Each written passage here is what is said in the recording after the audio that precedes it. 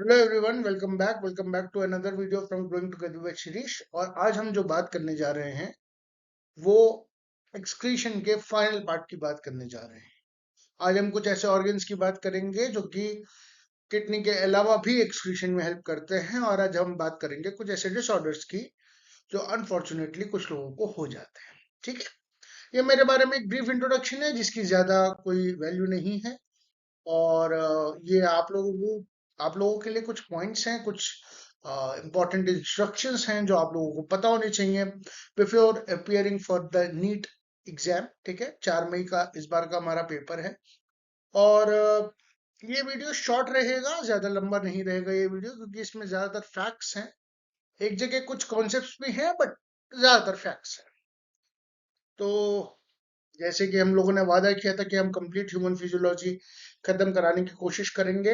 इस समय हम किडनी पे चल रहे हैं, यानी हम एक्सक्रीशन पे चल रहे हैं। हम जो है नेफ्रॉन्स की बात करते हैं, और हम लोगों ने अभी तक के 4 वीडियोस में एक ओवरव्यू बहुत अच्छे से दे दिया है। आज उसका एक कल्मिनेशन है, एक एंड है।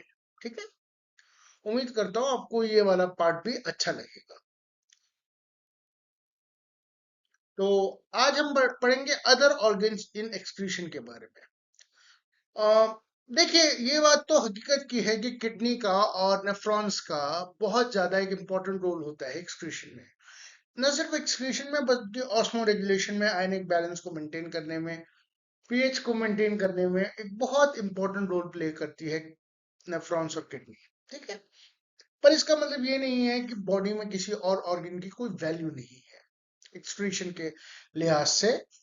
Excretion के लिहाज से भी, from the point of excretion also, from the point of osmoregulation also, other body organs also have a very important role to play. ठीक है, आज हम वही बात करेंगे, उसी को थोड़ा सा डिटेल में पढ़ेंगे। तो आपकी किताब में 16.7, मेरे मेरे उसमें तो 16.7 है। अब आप देख लीजिए कि आप कौन सा एडिशन क्या पढ़ रहे हैं।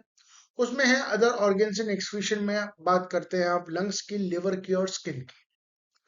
तो lungs large amount of CO2 insignificant amount of water excrete करते हैं, या वो निकालते हैं। लंग्स के बारे में आप थोड़ा सा रेस्पिरेशन वाले जो चैप्टर आप लोगों ने पढ़ा है, सॉरी रेस्पिरेशन नहीं, breathing and exchange of gases वाला जो चैप्टर पढ़ा है। मैं खुद भी रेस्पिरेशन बोल जाता हूँ। Breathing and exchange of gases वाले चैप्टर में आपने पढ़ा है, उसमें आपने बहुत अच्छे से समझा है कि CO2 किस तरह से लंग्स के थ्रू बाहर जाती है। एंड जो मैंने बताया ना, प्रेशर का डिफरेंस होता है, राइट। तो वही चीज है। अब हम बात करते हैं कुछ इंपॉर्टेंट चीजों की, जिसमें आता है लिवर। लिवर का वैसे तो काम डाइजेशन का होता है, लेकिन एक्सक्रीशन का भी होता है। इनफैक्ट लिवर एक ऐसा ऑर्गन है जिसके बहुत सारे काम होते हैं, and it is one of the most important organs in your body. ठीक है, तो लिवर जो है वो सिक्रीट करता है पाइल कंटेनिंग सब्सटेंस। ठीक है, bilirubin, biliverdin, cholesterol and degraded steroid hormones, vitamins and drugs. Bilirubin और बिलीवर्डिन पाइल कंटेनिंग सब्सटेंसेस हैं। कोलेस्ट्रॉल, कोलेस्ट्रॉल का आपने हमेशा ये सुना होगा कि टीवी एड्स में सुना होगा कि कोलेस्ट्रॉल जो है बड़ा नहीं होना चाहिए, कोलेस्ट्रॉल बैड होता है। नहीं, ऐसा नहीं है। कोलेस्ट्रॉल एक बहुत ही इंपॉर्टेंट फिजियोलॉजिकल कंपोनेंट है हमारी सेल का। एक बहुत ही इंपॉर्टेंट कंपोनेंट है हमारी सेल मेम्ब्रेन का, जो मेम्ब्रेन की फ्लूइडिटी मेंटेन करने में हेल्प करता है। ये बात याद रखिएगा दोस्तों। और कोलेस्ट्रॉल भी बहुत तरह के होते हैं। एक गुड कोलेस्ट्रॉल होता है, एक बैड कोलेस्ट्रॉल होता है। अगर मैं लेमैन या एक कॉमन भाषा में बात करूं तो, और वो डेंसिटी के बेसिस पे होता है। कभी इसके बारे में आराम से बहुत डीपली हम लोग बात करेंगे। डिग्रेडेड स्टेरॉयड हार्मोन्स, ये कहीं ना कहीं कोलेस्ट्रॉल से लिंक्ड है। स्टेरॉयड हार्मोन्स जैसे कि आपके estrogen, progesterone, testosterone, right. Non polar hormones, right. Vitamins, vitamins A, D, E और K, फैट सॉल्युबल विटामिन्स, याद करिए। हर चीज बायोलॉजी में इंटरकनेक्टेड है। और ड्रग्स, ड्रग्स यहाँ पे जितनी भी हम ड्रग्स की बात कर रहे हैं, हाइड्रोफोबिक ड्रग्स की बात कर रहे हैं, राइट। क्या मतलब क्या है इन सब चीजों का? देखिए, इन सब चीजों का ये मतलब है कि हमारी बॉडी में जो भी फैट्स आते हैं, जो भी हम फैट्स लेते हैं, उसमें कुछ फैट्स तो बहुत जरूरी है, एसेंशियल है। आगे आप पढ़ेंगे essential and non essential fatty acids, जैसे कि essential and non essential amino acids होते हैं, वैसे essential and non essential fatty acids होते हैं। आपको ये जान के ताज्जुब होगा कि फैटी एसिड्स का बहुत बड़ा रोल है सेल मेम्ब्रेन की इंटीग्रिटी और स्ट्रक्चर को मेंटेन करने।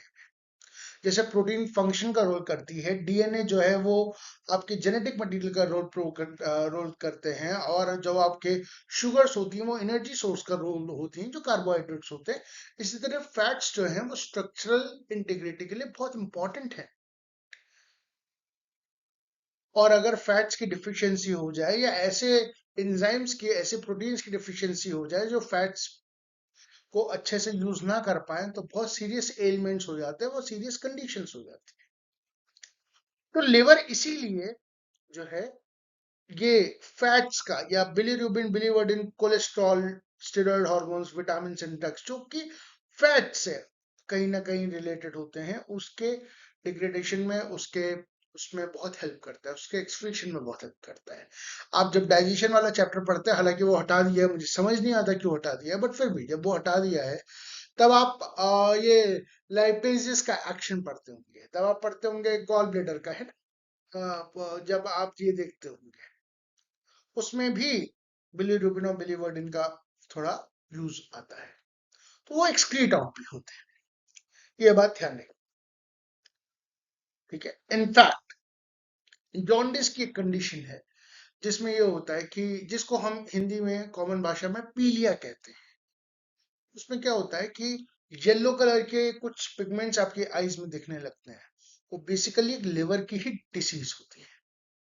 लिवर सिरोसिस की कंडीशन में भी जब फैटी लिवर हो जाता है, तो उसमें भी हम जो है इन्हीं चीजों के डिग्रेडेशन या एक्सक्रीशन को नहीं कर पाते, and that is a dangerous condition, that is a very, जिसे कहते हैं बहुत ही physiologically not well condition, disease condition, disorder condition. ठीक है, आगे बढ़ सकते हैं।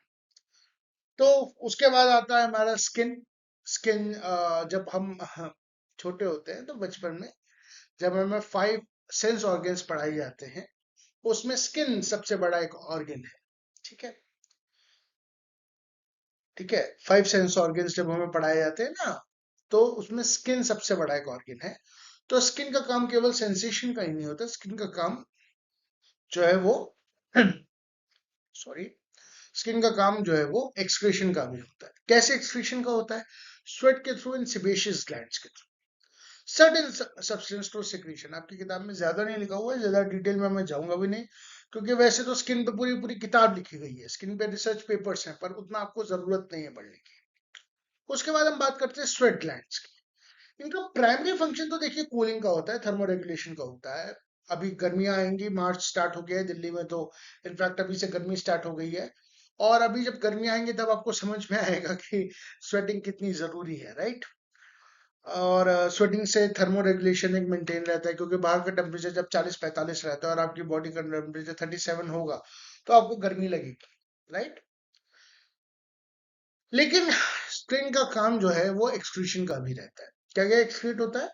Water fluid containing NaCl, small amount of urea, lactic acid etcetera. ज्यादा डिटेल में नहीं है, केवल इतना ही है।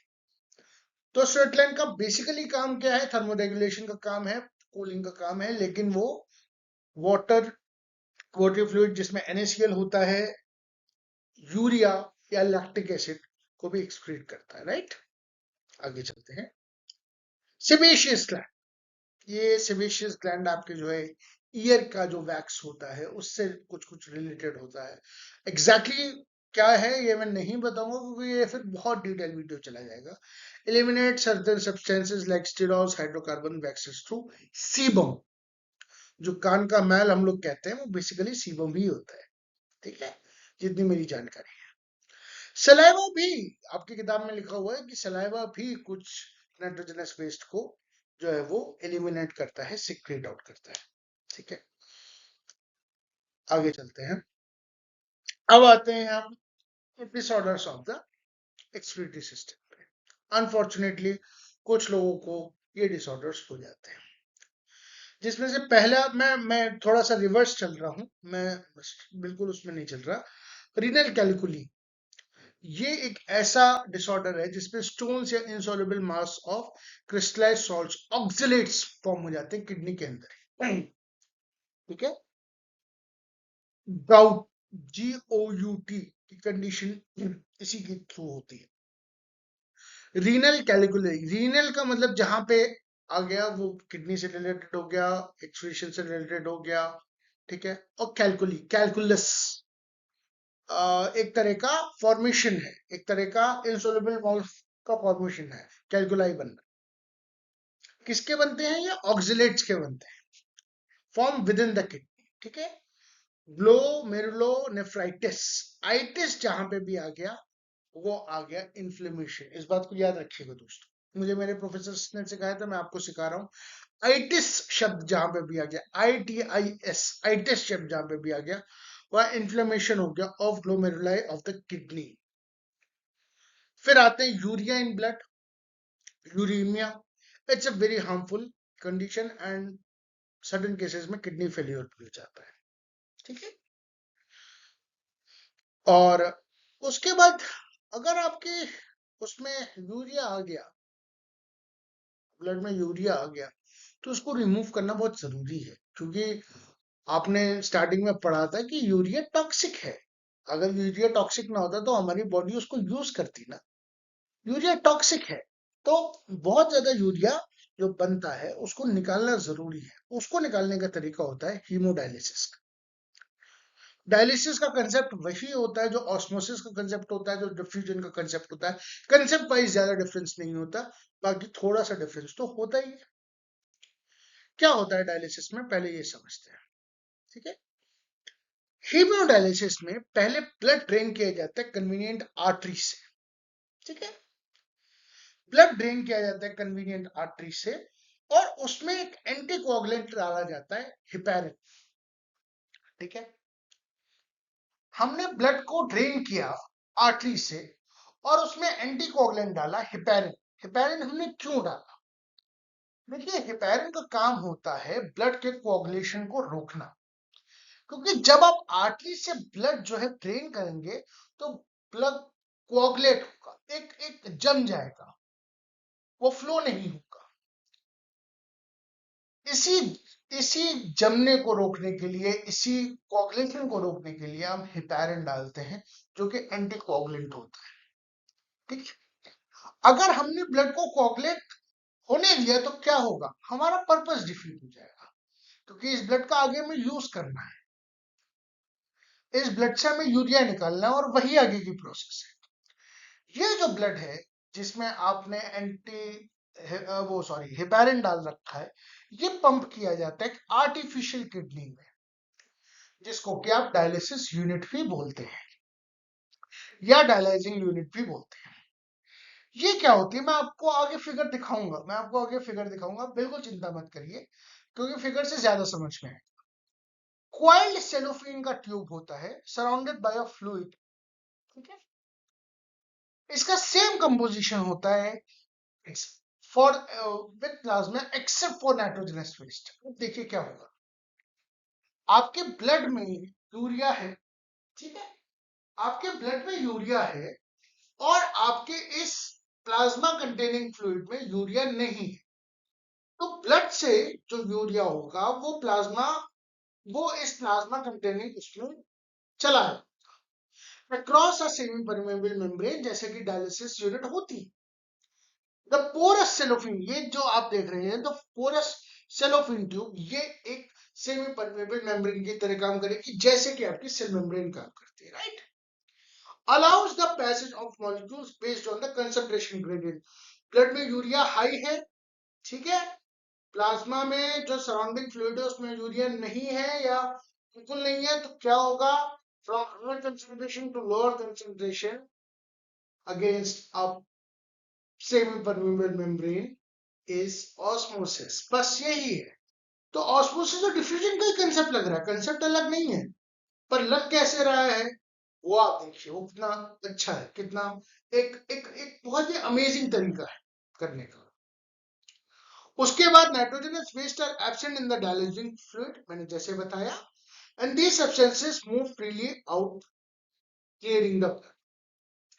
एक पेशेंट का ब्लड है जिसमें यूरिया है, अब जाहिर सी बात है वो यूरिया ब्लड के लिए और बॉडी के लिए बहुत खतरनाक है, तो उस यूरिया को आपको निकालना पड़ेगा।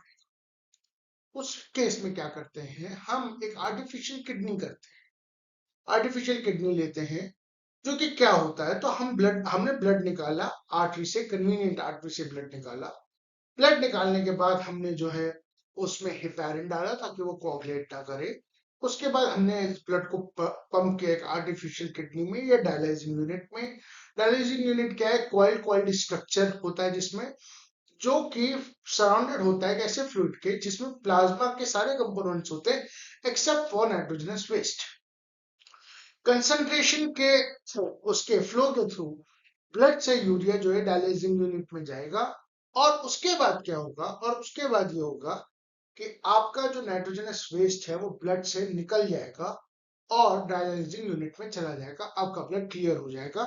ये जो क्लियर ब्लड है ये वापस वेन्स के थ्रू बॉडी में भेज दिया जाता है आफ्टर एडिंग एंटी हेपेरिन, क्योंकि आपने हेपेरिन डाला था ब्लड कोagulation के लिए, ब्लड कोagulation ना हो पाए, और अब आपको नॉर्मल ब्लड चाहिए, तो अब आप एंटी हेपेरिन डाल के ब्लड को वेन्स के थ्रू वापस भेज देते हैं।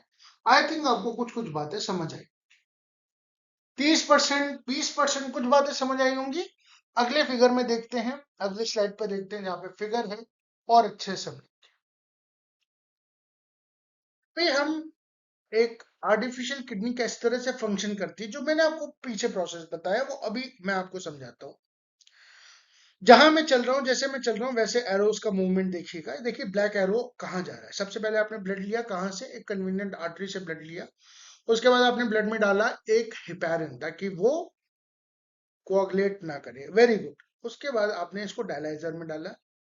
डायलाइजर में देखिए दो कंपोनेंट है, फ्रेश डायलाइजिंग सॉल्यूशन है जिसके थ्रू ये आ रहा है, और एक है डायलाइजिंग आउट सॉल्यूशन। तो फ्रेश डायलाइजिंग सॉल्यूशन में यूरिया नहीं है, प्लाज्मा जैसा इसका कंपोनेंट है, यूरिया नहीं है, ठीक है। और ये जब आ रहा है तो इसमें क्या हो रहा है, ब्लड जिसमें कि यूरिया है, नाइट्रोजनस वेस्ट है, और ये डायलाइजिंग सॉल्यूशन जिसमें कि यूरिया नहीं है, कंसंट्रेशन ग्रेडियंट के थ्रू यूरिया ब्लड से मूव आउट करता है। कहां पे, कहां में मूव आउट करेगा, इसी डायलाइजिंग यूनिट में मूव आउट करेगा, इसी डायलाइजिंग सॉल्यूशन में मूव आउट करेगा। क्यों मूव आउट करेगा, क्योंकि जो सेलोफेन का पेपर है, जो सेलोफेन की कवरिंग है, वो एक मेम्ब्रेन की तरह काम करती है, और उसके बाद आप डायलाइज आउट कर देते हैं, वापस से ब्लड जाता है वेन्स के थ्रू, और एंटी हिपेरिन डालने के बाद ये सप्लाई कर दिया जाता है किसी इंसान को, पर्सन को। फिर से देखते हैं इसमें भी वही चीज है। आपने ब्लड निकाला, आपने ब्लड दिया, ये ब्लड आया आपका, डायलाइजर आया। डायलाइजर आने के बाद ये वो चेंज हुआ, किससे हुआ, ये यूज डायलिसिस फ्लूइड जो कि रिमूव करता है वेस्ट, और ये ऐसा डायलिसिस फ्लूइड जिसमें नाइट्रोजनस वेस्ट नहीं है। उसके बाद आपका ये क्लीन ब्लड आया, और क्लीन ब्लड आके चला गया इंसान के।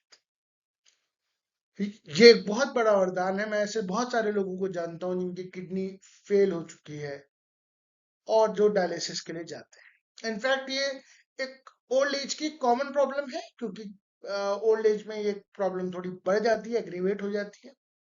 वैसे हो किसी को भी सकती है, अनफॉर्चुनेट होता है, बहुत दुखद होता है अगर किसी का कोई ऑर्गन फंक्शन ना करे प्रॉपरली, बट उसका भी एक सोल्यूशन है।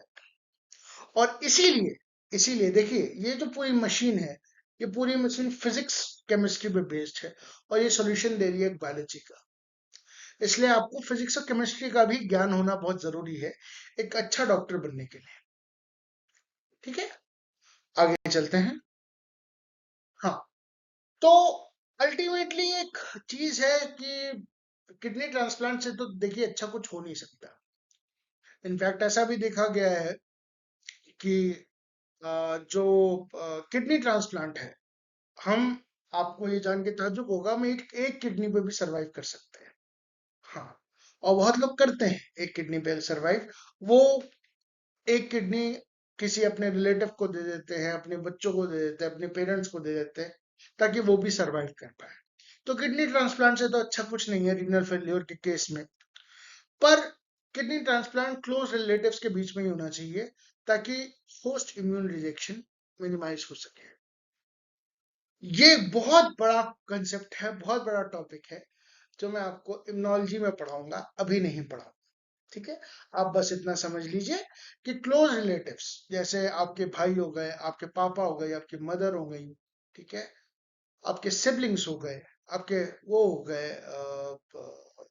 डॉटर हो गई, आपको आपको आप अपनी डॉटर को दे सकते हैं, आप अपने सन को दे सकते हैं, किडनी दे सकते हैं, एक किडनी दे सकते हैं। ठीक है, आप एक किडनी पे जिंदा रह सकते हैं, हालांकि उसके भी कॉन्सिक्वेंसेस हैं, but you will be healthy and happy. ठीक है, इसी के साथ आज का वीडियो खत्म होता है। ये कुछ इंपॉर्टेंट स्क्रीनशॉट्स हैं जो मैंने डाले हैं। पहले जो 4-5 स्लाइड्स थी उसका ये एक पेज है, आप देख लें इसको बहुत अच्छे से। उसके बाद disorders of the excretory system आप ये देख लें, और ये देख लें आप कि किस तरह से बाकी सारी चीजों के बारे में बता रखा है। और class over, thank you so much. मैंने कहा था ये छोटी क्लास होगी, आज हमारा चैप्टर खत्म होता है। Thank you so much. I hope आपको ये चैप्टर पसंद आया होगा। लाइक कीजिए, शेयर कीजिए, सब्सक्राइब करिए इस चैनल को, ये आपका अपना चैनल है। आपकी ग्रोथ होगी तो ही मेरी ग्रोथ होगी, आपके नंबर आएंगे तो ही मेरी ग्रोथ होगी। प्लीज ज्यादा से ज्यादा अपने दोस्तों के साथ, अपने फ्रेंड्स के साथ इस चैनल को लाइक करिए, शेयर करिए, सब्सक्राइब करिए, कमेंट करिए। सही गलत अच्छा बुरा जो कुछ भी हो कमेंट करिए। मैं सब मैं क्योंकि मैं खुद भी सीख रहा हूँ। देखिए मैं खुद भी सीख रहा हूँ, मैं परफेक्ट नहीं हूँ। 10 साल बायोलॉजी पढ़ने के बाद भी मैं ये कह रहा हूँ कि मैं परफेक्ट नहीं हूँ, क्योंकि मैं परफेक्ट नहीं हूँ। लोगों की जिंदगी निकल जाती है बायोलॉजी सीखने सिखाने में। ठीक है, मेरा इरादा है, मेरा सिर्फ एक कॉन्सेप्ट है कि बायोलॉजी इस तरह से पढ़ाई जाए ताकि लोगों का बायोलॉजी में इंटरेस्ट कम लगे। ठीक है, थैंक यू सो मच। अगर आपको ये वीडियो अच्छा लगे लाइक करिए प्लीज, मैं आपसे रिक्वेस्ट कर रहा हूँ, लाइक करिए, शेयर करिए, सब्सक्राइब करिए, और चैनल पे एक हिट बटन लाइक कर दीजिए। ठीक है, thank you so much, take care. मिलते हैं अगले चैप्टर के साथ, शायद इसी हफ्ते, और हम स्टार्ट करेंगे लोकोमोशन वाला chapter most probably. Okay, bye, take care.